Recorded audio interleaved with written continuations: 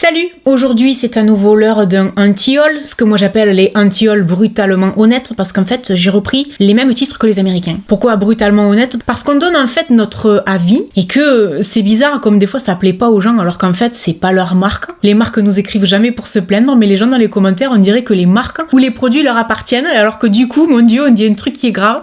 Alors qu'en fait, faut pas oublier que c'est juste notre avis en tant que consommateur, donc c'est pour ça que ça s'appelle brutalement honnête. Alors, premièrement, cette vidéo, évidemment, ne sera pas sponsorisée par ma carte bleue, puisque je vais rien acheter, rien payer. Et deuxièmement, je ne parle pas forcément que de nouveautés. Je parle de choses que j'ai vues ou qui m'ont interpellée, et d'un coup, je vous en parle. On n'est pas forcément obligé de parler que de choses qui sortent là maintenant, tout de suite, sur le marché. Et d'ailleurs, pour commencer, je vais vous parler de la marque Nike. Nike a collaboré avec la marque Comme des garçons, et ils ont sorti cette paire de basket. Déjà, pour moi, la forme de la semelle en elle-même, après chacun ses goûts, mais j'aime pas du tout. Le mélange entre ça, qui fait très sport, très urbain, et la chaîne avec le nom Comme des garçons, je trouve que ça fait pas un très joli mélange. Même si j'aime bien la chaîne dessus avec le nom, je trouve ça plutôt sympa. Sur cette basket là, je trouve pas ça très joli. Et alors le prix, est-ce qu'on peut en parler 2 secondes? Même soldé, j'en voudrais pas. C'est-à-dire que plus de 1400 € là-dedans. Désolée pour ce que je vais dire à nouveau, hein, mais c'est Nike quoi. C'est-à-dire que pour 1400 €, vous allez chez Chanel, vous avez des baskets Chanel que vous pourrez revendre en ayant perdu un peu d'argent si vous les avez portées. Mais ce qui est sûr, c'est que vous les vendrez à un meilleur prix que vos Nike. Ça c'est clair, net et précis. Je suis pas très emballée par cette collaboration, que je trouve pas esthétique, que je trouve beaucoup trop cher. Il y a même des baskets chez Givenchy, Dior et tout le tintouin qui coûtent beaucoup moins cher. Comment vous dire que là, celle-là de collab, non, pas du tout.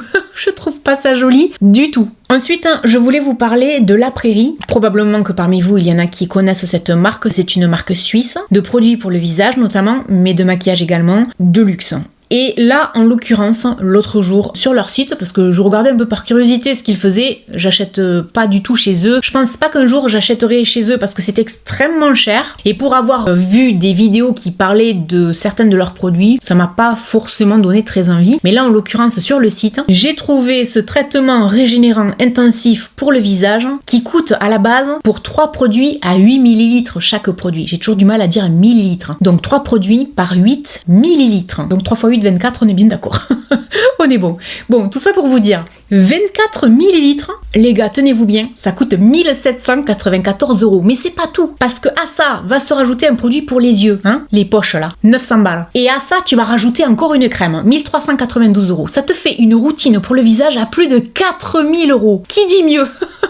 Levez le doigt. Alors écoutez-moi bien, si vous avez envie de dépenser 4000 € dans des crèmes, cela vous regarde, mais ce que j'aurais envie de vous dire, c'est que je ne suis pas certaine que les produits que contiennent ces crèmes en vaillent vraiment la peine et valent vraiment 4000 € quoi. 4000 balles dans des crèmes, je suis pas certaine. Faites plutôt un lifting, parce que ce qui est sûr et certain par contre, c'est que les 4000 €, vous allez pas voir la différence, hein. Vous allez pas avoir l'air d'avoir 20 ans de moins, on est bien d'accord. Alors je me doute bien que quand on a beaucoup d'argent, 4000 balles pour des crèmes, c'est comme nous quand on dépense 40 €, mais c'est pas vraiment la somme d'argent en elle-même qui me choque, c'est surtout l'efficacité du produit. Non, parce que sinon, on en entendrait parler, on verrait des avant-après, tout le monde serait émerveillé, donc non. Non. Dans un style un peu différent, je voulais vous parler du Plaza à New York. L'hôtel Plaza propose donc à ses clients, ou même à des gens qui viennent de l'extérieur, de pouvoir prendre ce fameux lunch d'un choix d'assortiment donc de sandwich, et ça va jusqu'au petit gâteau en dessert qui sera forcément fait par des pâtissiers, qu'on vous propose donc le midi. Ça coûte plus de 100 $ par personne. C'est-à-dire que moi, ça, l'autre jour, je l'ai vu dans une vidéo. Ils étaient 2. Alors, c'est vrai que ça avait l'air divinement bon. Déjà, en Angleterre, moi, ça, je l'ai déjà vu. Je l'ai jamais fait. Mais de mémoire, ça coûtait dans les 40 ou 50 € par personne. Je trouvais que c'était cher. Mais là, 100 $. Ils en avaient pour 200 $ à 2. Et quand j'ai vu ce que ça contenait, je me suis dit, non, au bout d'un moment, quoi. Vas-y, c'est bon, 200 € pour 2 sandwichs. Ouais, c'est bon. J'exagère, évidemment. Pour avoir moi-même été, par le passé, avant le Covid, dans des restaurants étoilés ou des restaurants de chefs, mon chef favori reste Gordon Ramsay. J'ai mangé dans plusieurs de ces restaurants en Angleterre. Payer plus de 100 € pour un repas, oui, par expérience, oui, c'est une vraie expérience. C'est quelque chose à vivre au moins une fois, si ça intéresse les gens. Chez Gordon Ramsay, on avait mangé à 2, et de mémoire, on en avait eu pour 220 livres sterling, je crois. Je fais le rapport, 100 $, 100 livres sterling. On va dire que c'est kiff kiff bourricot, vieille expression, mais à choisir, je préfère un bon resto dans un restaurant pour la même somme. C'est juste là où je voulais en venir. Bien manger Manger dans un restaurant, ça veut pas dire dépenser 200 € par personne. On est d'accord, hein. Ensuite, je vais vous parler de Ariana Grande. Comme je dirais Lady Gaga, ce sont des artistes que j'aime beaucoup. Alors j'avais déjà parlé effectivement de Lady Gaga en disant que j'étais fan, mais que ça me disait rien de tester sa marque. Et là, Ariana Grande, la marque REM Beauty, ne me dit strictement rien. J'ai vu des vidéos dessus. J'avais jamais fait le rapprochement parce que je m'y intéresse pas, mais il y a pas mal de gens qui ont émis l'idée, l'hypothèse que ça ressemblait beaucoup à du Kiko, donc la marque italienne Kiko, et que c'était juste en fait rajouter le nom de Ariana Grande sur des produits similaires. Alors moi, si c'est pour faire ça, déjà non. Le problème qui se pose pour moi à l'heure actuelle, c'est que là, il y a trop de monde, ça j'arrête pas de le dire, trop de monde qui propose du maquillage. Que ce soit les influenceurs, les youtubeurs, les stars,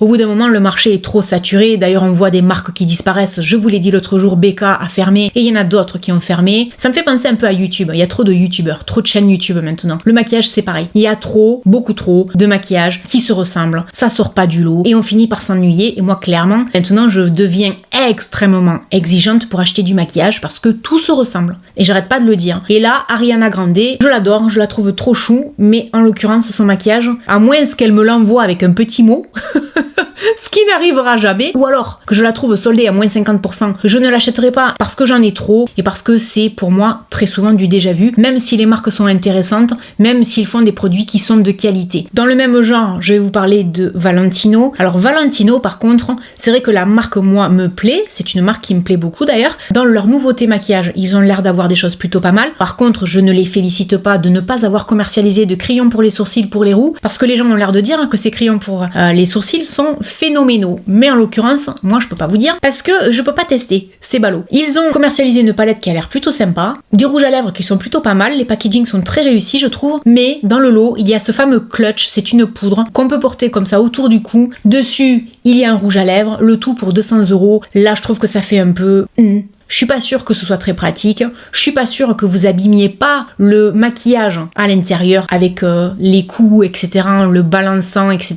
Je suis pas certaine. Je suis pas certaine que vous perdiez pas non plus le rouge à lèvres. Je trouve pas ça ni très original, ni très abordable. Donc là-dessus, je valide pas du tout. Mais uniquement ce produit, ça, non. Et pour finir, je vais vous parler d'une youtubeuse que j'aime beaucoup, qui est la youtubeuse américaine Jaclyn Hill, dont j'ai déjà testé du maquillage que j'aime beaucoup. Mais là, en l'occurrence, elle a sorti il y a pas très longtemps une marque qui s'appelle Jaclyn Roxanne, où en fait elle commercialise des bijoux. Alors moi, quand j'ai entendu ça, j'étais trop contente parce que je suis une fan de bijoux et c'est d'ailleurs elle qui m'avait fait découvrir sur Amazon des bijoux fantasy, notamment ça que je porte très souvent en vidéo, que j'ai acheté sur Amazon il y a un an, 13 €, qui maintenant coûte un peu plus cher parce que je pense que ça se vend plutôt bien. Mais ce qui m'a dérangé en fait dans cette marque, et pourtant je l'aime beaucoup à Jaclyn Hill, c'est que c'était un copier-coller de tout ce dont elle nous avait parlé en vidéo qu'on retrouvait sur Amazon. Alors si vous voulez, sur le principe, elle a raison. Plutôt que de faire gagner de l'argent à Amazon, elle en gagne directement. Bien sûr qu'elle a raison. Mais ce que moi j'ai déploré, si vous voulez, c'est juste le fait que c'était un copier-coller. J'ai rien trouvé d'original là-dedans. Quand j'ai vu ses vidéos, j'ai vu sa collection. Et là je me suis dit, ben non en fait, j'ai pas envie d'acheter. Alors que Amber Scholl, qui est une autre youtubeuse américaine que j'adore, elle a sorti sa marque de bijoux, il doit y avoir plusieurs mois de ça, qui s'appelle 333 & Co.